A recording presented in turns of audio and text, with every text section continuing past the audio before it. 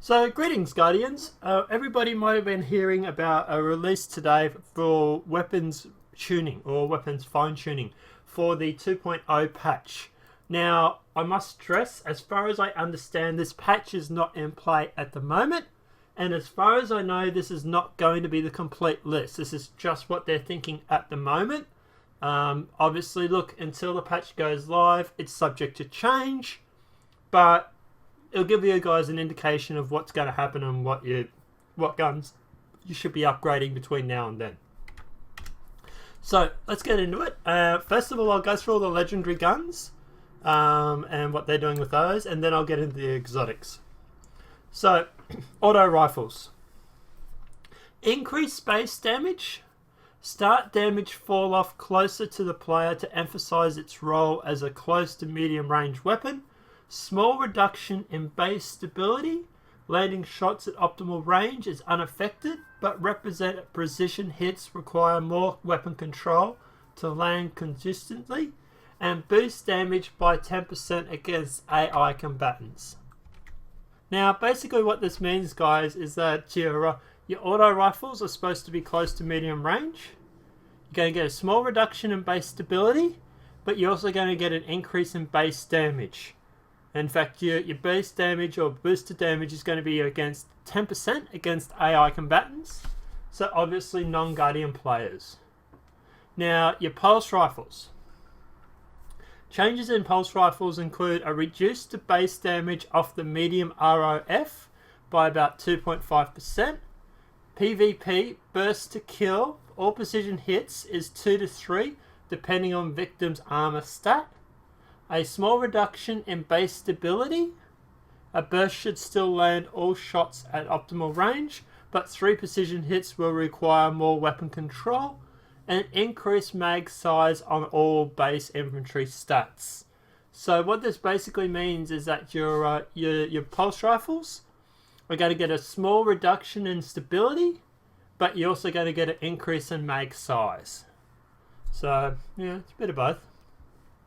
Scout rifles, you're going to get an increased base damage from medium to high rate of fire. PvP does not affect TTK in PvP on Guardians with full health.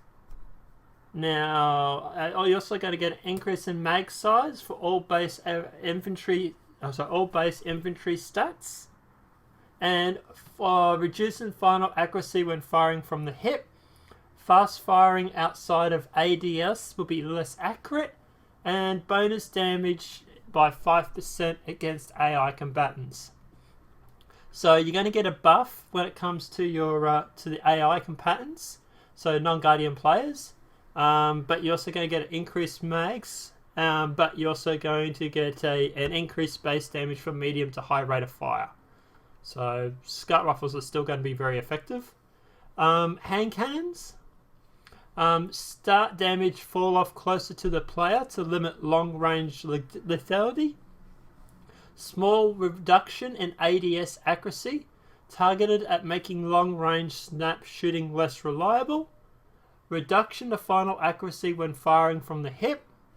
Reduced mag size for all base infantry stats. And reduced base optics zooms for hand cannons. ADS now grants more width in favour of depth. So basically what's happening, guys, is that your hand cannons sound like they're going to get a bit of a nerf. You're going to get a damage fall off closer to the player. You're going to get a small reduction in ADS accuracy, and you're going to get a reduced final accuracy when firing from the hip. Now, shotguns.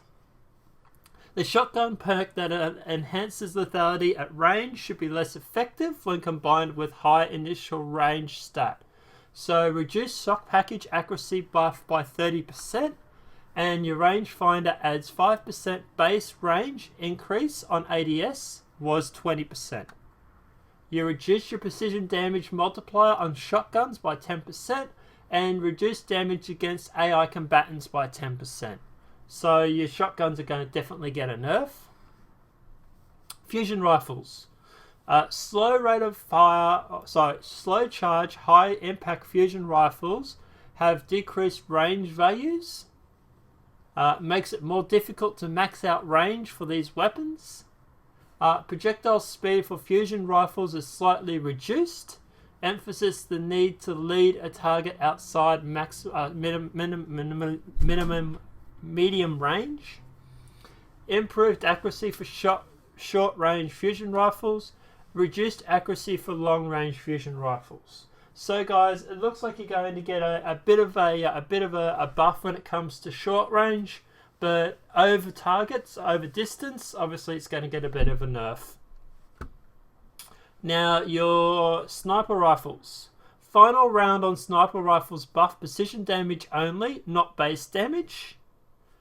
This change only affects this perk when combined with sniper rifles. So yeah, not too bad. Obviously, sniper rifles are just going to get a bit of a buff, but it's only the precision damage. Rocket launchers. So slightly increase the base blast radius, and grenades and horseshoe proximity detection reduced. So it's obviously going to make rocket launchers a little bit of both. Increase in blast radius, but you also get a decrease in grenades and horseshoe proximity. Now guys, I'm going to get into the exotics because I know this is what everybody wants to know. They all want to know about Thorn and Galahorn and everything like that. So let's get into the exotics and give you guys a breakdown of what's happening with that. First one is Hard Light. Now, obviously increased base stability to 80 was 65. Increased bonus count of Hard Light projectiles. Hard Light projectiles are now not affected by damage fall off. So obviously your Hard Light's going to get a bit of a buff. So if you don't use it much, you have just got it like me sitting in a vault and not using it, it might be a good time to break it out. Necrochasm. Increased base stability to 60 was 40. Increased mag size. Cursebringer perk will always trigger on position kills. Cursebringer explosion has an increased radius and deals more damage.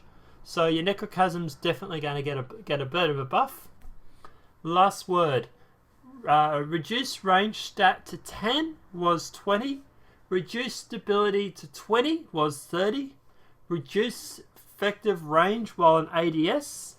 Increase accuracy and precision damage aim assist scale when firing from the hip.